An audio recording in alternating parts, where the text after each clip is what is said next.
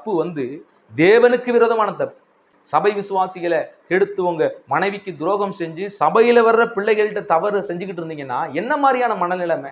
இன்னைக்கு சபையினுடைய மக்கள் உங்க பிள்ளைகள் மாதிரி தானே, ஆவிக்குரிய தகப்பன் என்றா சொல்லிடுறீங்க.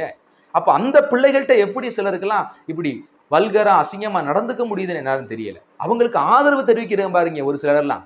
அப்ப நீங்க எப்படிப்பட்டவங்களா இருப்பீங்க? அப்ப அப்படிப்பட்ட ஆவி உங்களுக்குள்ள இருக்க போய் தானே இப்படிப்பட்ட தவறான ஊழியர்களுக்கு நீங்களும் ஆதரவு தெரிவிக்கிறீங்க. தயவு செய்து இந்த கடைசி நாட்கள் ஊழியர்களே எச்சரிக்கையா இருங்க. நம்ம எதை விதைக்கிறோமோ அதைத்தான் அறுக்க போறோம். தயவு செஞ்சு உங்க மனைவிக்கு துரோகம் பண்ணாதீங்க. கர்த்தர் எல்லாவற்றையும் பார்க்கிறார். விபச்சார பாவம் என்பது தேவன் அருவருக்கிற ஒரு விஷயம், நியாயம் தீர்க்கிற விஷயம். அப்படிப்பட்டவர்கள் தேவ ராஜ்யத்தை சுதந்திரிக்க மாட்டார்கள் என்று வேதத்தில் தெளிவாக எழுதப்பட்டிருக்கிறது. கழுவப்பட்ட பன்றி மறுபடி சேற்றிலே போய் விழுவது போல நீங்க இருக்காதீங்க. நாய் தன் கக்கினதை தின்பது போல ஆண்டவர் முன்னால வெளியே இருந்தீங்க, அப்படி சேத்துல கிடந்தீங்க, பாவத்துல கிடந்தீங்க, தூக்கி எடுத்து தன் சொந்த ரத்தத்தினால் உங்களுக்கு கழுவி உங்களை மகிமையா நிப்பாட்டி உங்களை ஊழியக்காரனா மாத்தி வச்சிருக்கிறார்.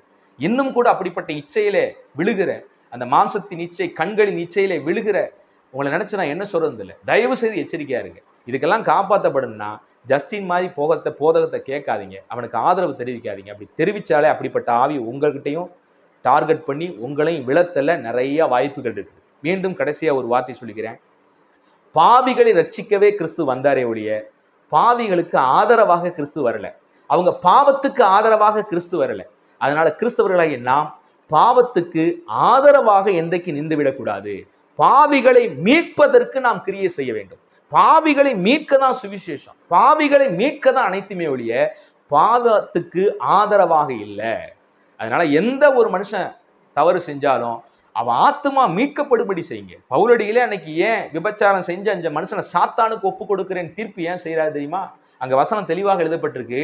அவன் ஆத்மா கடைசி நாளில் மீட்கப்படும்படி சரீரத்தின் அழிவுக்காக சாத்தானுக்கு ஒப்பு கொடுக்கிறேன்கிறார். அப்ப அந்த சரீரத்தின் நிந்தை அவமானம் பாட அந்த மனுஷன் சுமந்துதான் ஆகணும். அதை சுமக்க கூடாது, அவருக்கு நான் தேற்றுவேன், அவருக்கு கூட பக்கபலமா நிற்பேன் அப்படின்லாம் இருக்காதீங்க. அந்த வேதனையும் வழியும் அவர் அடைந்துதான் தீரணும். ஏன்னா அவர் ஆத்மா இறுதி காலத்திலே தேவ சமூகத்திலே மீட்கப்படணும்னா இப்ப பாடுபட்டுத்தான் ஆகணும். அந்த தப்புக்குரிய தண்டனையை அனுபவிச்சுதான் ஆகணும். ஒரு ஊழியம் செய்யவும் தகுதியற்றவர்கள்.